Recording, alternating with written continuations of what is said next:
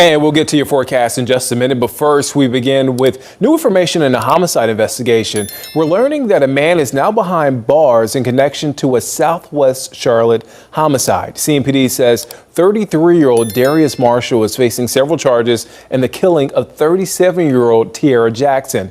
It happened this morning at the Wood Spring Suites Hotel on DeBoer Avenue. That's just off West Arrowwood Road and I-77. CMPD tells us Marshall is now being charged with first-degree murder. Morning woke slowly over Charlotte, soft and pale, as if the sun was careful not to disturb what the night had left behind. In a quiet hotel on a quiet street, a small room held a heavy stillness. A phone lay on the floor with its screen glowing like a tiny lighthouse. Its light touched a pair of shoes, a spilled cup, and a body that no longer moved. The room seemed to listen. The screen held an unfinished message that would never be sent. The light kept shining. The hand that once held it did not. The world outside did not know yet. Cars rolled past. A worker pushed a bin across the lot. Clouds drifted lazily over the building. But in that room, time felt different, thin, stretched, and fragile. Something terrible had happened in a place meant for rest. It did not look like a robbery. It did not feel like chance. The air carried the shape of choices, the kind that bend a life and then break it. Before this morning, there was a woman who filled spaces with warmth. Her name was Tiara. She smiled with her whole face. She laughed with her whole body. She danced as if her feet were writing poems on the floor. Friends knew her by her kindness. Strangers remembered her by her light. She helped in quiet ways, like leaving comfort where fear tried to live. She belonged to many rooms, family rooms, hospital rooms, community halls, dance floors, and she made each one brighter. Life did not always return the favor. Bills waited. Work hours stretched. Some people took what was not theirs: time, money, trust. Tiara kept going, step by step, choosing the gentle path even when it felt like walking on glass. There was someone she had tried to help once. Trust went out like a hand, trouble came back like a fist. After that, the smile stayed, but sleep grew thinner. The heart kept working, but worry learned the shape of her days. 6 days before the morning of sirens, a small seed of fear appeared on a bright screen. Words were typed. A plea floated into the endless river of posts and pictures. It did not shout. It did not catch. It slid past like a leaf on water and disappeared around a bend. Yet it stayed behind in the air, a soft echo that waited for a listener who never came. On the morning itself, the hotel woke to small, ordinary sounds. Elevator doors closing, keys tapping on front desk wood, the quiet hiss of a coffee machine. Tiara returned to her room with a warm cup and tired eyes. The hallway carpet muffled her steps. Behind her door, the room greeted her with the same neatness as the night before. A jacket over a chair, a bag near the bed, the promise of a few hours of rest. Down the hallway, another set of footsteps, heavier and uneven, moved toward the same door. A hood, a pocketed hand, a pause. Knuckles met the wood, once, twice, a third time. Inside, the cup touched the table. Feet turned. The lock clicked. The door opened. The hallway camera saw a sliver of arm, a shoulder, a shadow slipping inside. The door closed. The camera blinked, then waited. What happened next lived in sounds and movement more than sight. Objects touched the floor. Furniture scraped a line into the air. Fear became a shape that could be felt. The room filled with a hurried heat. Words existed, but the walls swallowed them. Then came a new sound, sharp, fast, and final. Silence followed like a held breath. A second blast cut that silence in half. The building flinched, then stilled. Somewhere nearby, a door edged open and closed again. A shape rushed down the stairs, head lowered, steps quick and clumsy. In the parking lot, A figure crossed the morning light and vanished between cars. Inside the room, the phone lay glowing near a message that would never reach a friend. Coffee turned from steam to puddle. The air grew heavy as if it knew it carried a secret. Calls began. Screens lit. Sirens woke the neighborhood and painted the building in red and blue. Yellow tape unrolled like a warning ribbon. People gathered in small clusters and spoke in whispers that felt too loud for the day. Officers moved with calm hands and careful eyes. They guarded the doorway, stepped softly, and let the room tell them what it could. The scene offered small clues like breadcrumbs: a chair on its side, a cup tipped over, a phone with light that refused to quit. Nothing important seemed stolen. No drawers yanked open, no bags searched. This looked like something else, closer, angrier, shorter, and sharper. Inside the hallway, a camera gave back its small truth. It showed a timestamp. It showed entry. It showed exit. In the stairwell, a scuff on paint. In the lot, a shadow at the edge of a frame. Each piece was ordinary, alone, and urgent together. Officers collected what the room allowed them to take. Photographs first, then fingerprints, then the phone, then what the eye might miss. A dark fleck, a smear, a fiber, a print on cool glass. Outside, a notebook wrote down names, times, and short sentences spoken by people whose hands still shook. Some said there were 2 sharp bangs. Some said they saw someone run. All agreed the morning did not feel like morning anymore. By midday, a name rose to the surface from lists, cameras, and quiet histories.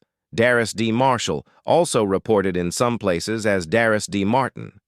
The letters sat in ink on reports and in headlines on screens. The name carried weight: past trouble, quick temper, broken promises. The day pulled that name closer, not as a rumor, but as a thread that tied back to the door, the room, and the 2 blasts that changed everything. Within hours, a path formed, a person to find, a wound to check, a story to test against the stubborn facts. Officers followed the path with steady steps. They did not say the case was closed. They did not say the puzzle was finished. The room had spoken, but not everything it said was simple. Evening leaned in. The tape fluttered. The building went quiet again, but it was a different kind of quiet. The kind that waits. The kind that knows more questions are coming. A suspect had a name. Evidence had a shape. The day had an ending, but the truth did not. Behind the neat lines of reports and the straight edges of photographs, there were corners still in shadow and secrets that did not like the light. Tiara was born far from Charlotte, in Saginaw, Michigan, a town of cold winters, church bells, and long, flat roads. Her family was big, full of noise and stories. She sat in the middle of 8 children, never the loudest, but somehow always noticed. Even as a little girl, she had a way of softening heavy moments. If someone cried, she found them. If someone fought, she waited until the silence came, then smiled until the room forgave itself. School brought out her shine. She loved music, fabric, rhythm, the small things that let her turn ordinary days into color. While other children saved up for toys, she saved for sequins and glue. She stitched ribbons into old shirts and walked the hallway like a runway. Teachers shook their heads. Friends cheered. There was something about her that refused to stay invisible. When she grew older, her love for dance deepened. Stages became her second home, the thump of bass her heartbeat. In the ballroom community, she was known as Tory Love, a name that carried laughter and courage. Sequins caught the light, but it was her joy that dazzled. Every twirl said the same thing: I am here, I am me. On social media, she shared bits of that light, small posts about self-worth, joy, and survival. One message stayed pinned for months: I don't need to be perfect. I just need to be myself. People shared it, liked it, and felt braver because she believed it first. But behind her colors, there were shadows she rarely named. Being a black transgender woman meant living with extra layers of risk. The world could love her one day and turn cruel the next. Jobs that seemed stable slipped away. Strangers whispered when they thought she couldn't hear.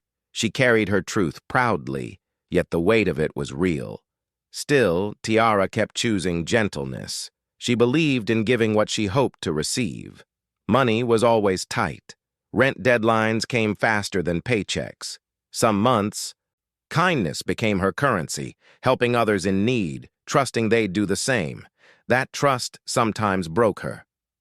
One day, she wrote online that someone she had let into her life had stolen her rent money. She didn't name the person. She didn't accuse. She simply asked for help. The post barely reached anyone. It floated there, quiet and unseen, like a message in a bottle that never found shore. Friends later remembered she had been different that week. Quieter. More thoughtful. Her laughter came slower.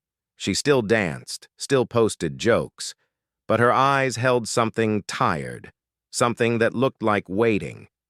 Some thought she was just working too much. Others guessed she was worried about money again. No one asked her outright what was wrong, and maybe that silence grew around her until it felt like a wall. The man police would later arrest was named Darius D. Marshall. The name already lived in court files and neighborhood stories. There were mentions of short tempers, old arguments, unpaid rent, and fights that started too fast. He drifted from one place to another, leaving behind broken rooms and broken promises. To outsiders, he was a small-time troublemaker. To Tiara, he was once someone she had helped, a man without a home, to whom she offered shelter for a little while. That decision, born of kindness, would twist itself into tragedy. People remembered seeing them together near the hotel days before the shooting. Some said they were laughing, others said they were arguing. Maybe both were true. She had trusted him once. She had also feared him later. When the police finally found Darius Marshall, he did not fight. He admitted knowing Tiara but said nothing else. Around his silence, questions gathered like storm clouds. Was this a fight about money? Was it anger, pride, or something darker? Had her generosity become the doorway through which danger entered? By the end of that day, the city had a suspect, but no one yet knew whether his story would hold or how deep the betrayal went. The room was sealed with yellow tape. Lights flashed outside. Medics tried and then stopped. The woman was gone, and the time was written down. A call came a little after 9 in the morning on DeBoer Avenue in Charlotte. Crime scene search stepped in, moved slowly, and gathered what the room would give: prints, photos, and other small pieces that hold big truths. This was no rumor now. It was a case. The place itself told a plain story: a hotel. A hallway. A door that had closed and then opened again. Police marked the floor, logged the time, and noted that the victim died at the scene. The first reports said the trouble began with a dispute inside the building. Nothing about drawers pulled out, nothing about theft. Only a fight, a gun, and the end that followed. From there, a careful timeline began to form. A morning in motion, a call for help at about 9:21 a.m. Officers arrived and found the body. Within hours, detectives named a suspect, Darius D. Marshall, age 33. Not long after, officers at a second location found the same man with a non-life-threatening gunshot wound. He went to the hospital, then to custody, and then to the county jail. The charges were clear: murder and possession of a firearm by a convicted felon. Outside the hotel, witnesses added sharper edges to the day. One person saw a man coming out of a door, stumbling hard on the rocks, and money flying everywhere. The bills were smeared with blood. A bag, the witness said, held drugs. These are the kinds of pieces that pull eyes in one direction and then another. They explain, and they also confuse. Different outlets fixed the clock with small differences. About 9:20, just before 9:30, but all placed the violence in the same quiet window of the morning at the Woodspring Suites near West Arrowwood Road. Each line on a screen added weight to the same simple fact. A woman was shot, and she did not leave the building alive. Names, too, did not stand still. One report used Marshall, another used Martin. But the story under the spelling stayed the same. A suspect in custody after being found wounded at another scene, and an arrest on the same day the city learned her name. In the days that followed, community papers and local TV repeated the core truth and asked for more answers. The facts on paper now stood in a row: the call, the body, the charges, the man in custody, the scattered money, the bag, the blood. Yet a few steps in the path were still dim. Where was he in the minutes before the knock? What happened in the small space between raised voices and two hard blasts? The street told one version, the documents told another. Two versions remained, and only one could hold. The search for answers moved quickly, steady as a clock. Patrol cars traced quiet streets, checked corners, and followed tips that rose and faded like breath on glass. Before the day was over, the suspect was found. He was alive, shaken, and nursing a small wound that did not threaten his life. He went from sidewalk to hospital, from hospital to custody, like a stone carried by a slow, certain river. Paperwork followed him: names, times, locations, each line stitching him closer to the hotel where the morning had broken. Inside the police building, the case began to harden. Reports were sorted. Footage was labeled. Photos were tagged and stored. A short chain of facts formed: a hallway, a door, a narrow window of time, a flight of stairs, a body that did not rise again. The suspect said he knew the woman. Records said he did. Beyond that, the pages showed a different kind of knowing: numbers that placed him near her door, traces that linked him to objects in the room, a pattern that grew more firm the longer it was examined. What began as a name on the edge of a witness list became a figure at the center of a map. Screens lit the next layer. A phone was unlocked, its heart still beating in saved drafts, call logs, and quiet searches done at lonely hours. There were messages that told of worry and need. There were small transfers that left accounts thinner than they should have been. Notes and receipts drew faint lines between generosity and pressure, between help offered and help taken. None of it screamed. All of it pointed. The picture that formed was not tidy. It was threaded with favors, debts, and a trust that had been stretched thin.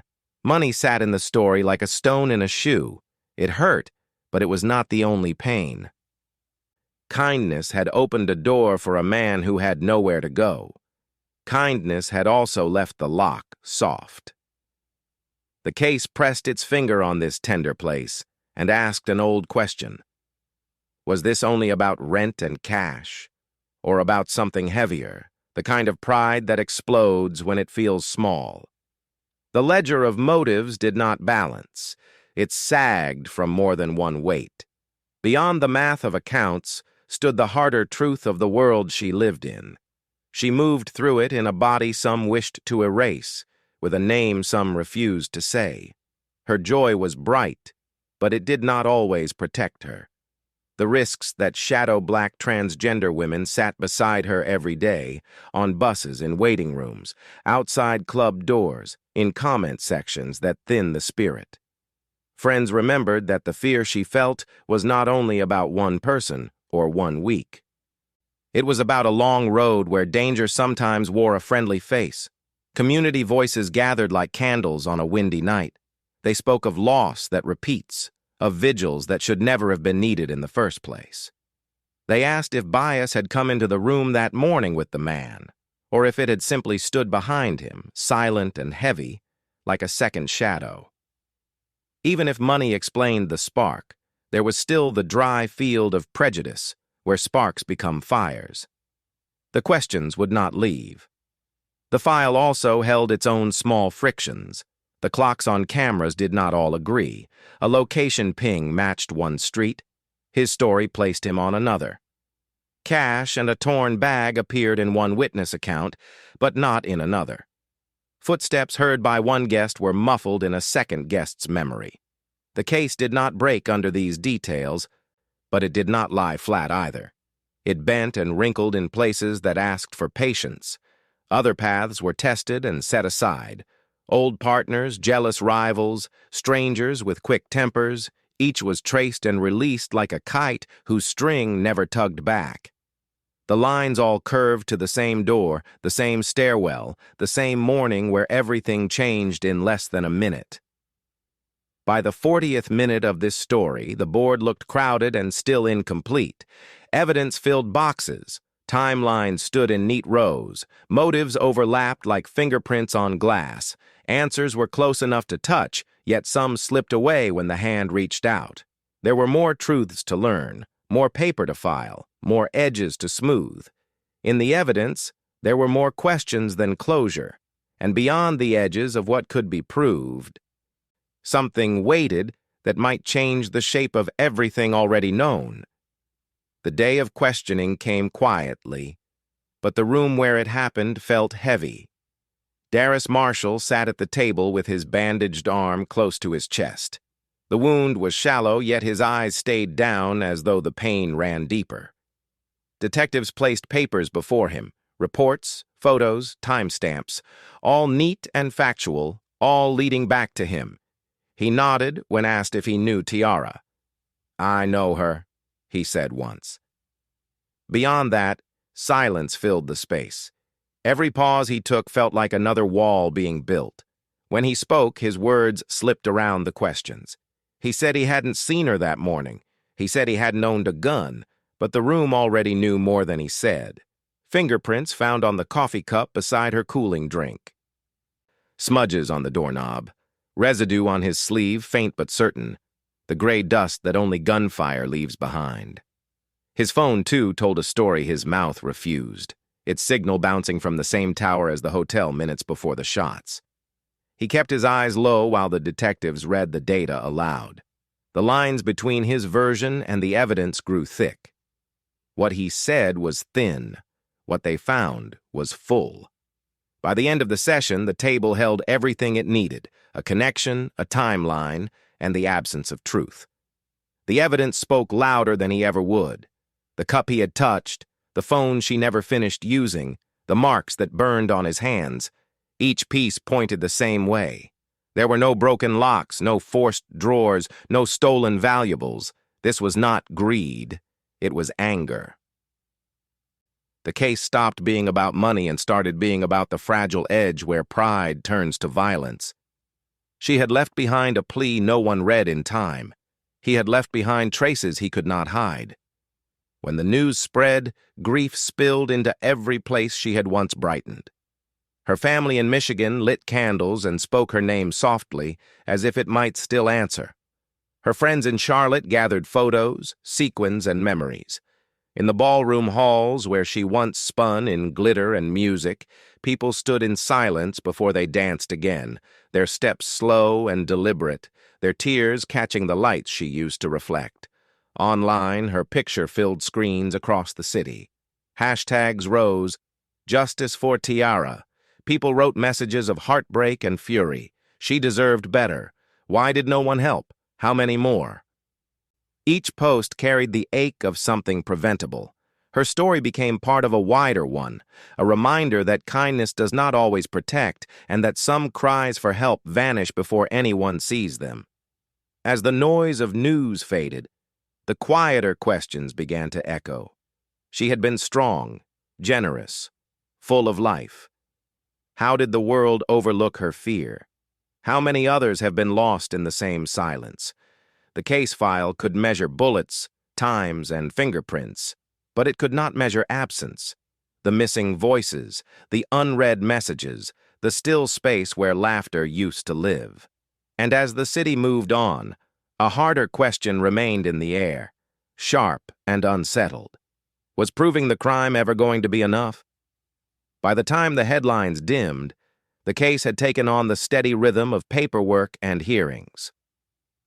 The man once known only as a shadow in a hallway now had a file thicker than a brick. His name, Darris D. Marshall, appeared across court dockets, police reports, and evening news scrolls. He was charged with first-degree murder and possession of a firearm by a convicted felon. He was held without bail, his trial still waiting in the long queue of justice.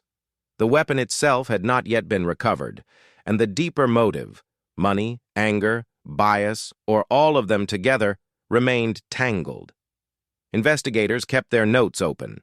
The story, in law's language, was ongoing. Outside the courthouse, the rest of the city filled the silence with movement. On social media, Tiara's smile became an emblem, shared, reposted, painted, and remembered. Hashtags multiplied, each one a small flame refusing to go out. The ballroom community organized nights in her name, dancing not to forget, but to honor. Sequins caught the light like tears that decided to glitter instead of fall. Local advocates wrote articles and letters demanding that her death not fade into statistics. News outlets like Q Notes Carolina chronicled vigils, marches, and new efforts to protect those still living in the same fragile space she once occupied. Each tribute insisted that Tiara was not just another headline, but a heartbeat, a story, a symbol of courage in a world that too often punishes difference. Weeks passed, and then months. Yet her presence refused to settle into history. Her family in Michigan brought her home, laying her to rest under wide skies that once held her childhood laughter. Her friends carried her name like a promise. In Charlotte, murals appeared, paint and color standing where words failed. For every dancer who took the floor in her honor, a piece of Tiara moved again, fierce and free. When all the reports were filed and the rooms emptied of flashing lights, what lingered were the small images. The phone that glowed for help, the cup still warm on the table, the quiet space where music used to play. The final post she made remained online, untouched. Its timestamp had become a memorial. The city returned to motion, but the question she left behind stayed. How many other voices call out quietly unseen? How many warnings slip between the cracks of noise? And if someone had paused, just once, to read her words that day, could everything have been different? Her story is now more than tragedy. It is a test for whoever listens. What would you do if you saw that same post scroll across your screen? Would you stop, reach out, or keep scrolling past, thinking someone else will answer? Justice may yet come through verdicts and sentences, but the truest form of it begins in attention, in hearing the soft cries before they turn to echoes. Tiara's final message still glows on that screen, unfinished, waiting for someone to answer it. Her energy is gone from the room, but not from the world. Her fight continues in every voice that refuses to stay quiet. Because silence is how she was lost, and listening is how she will be remembered.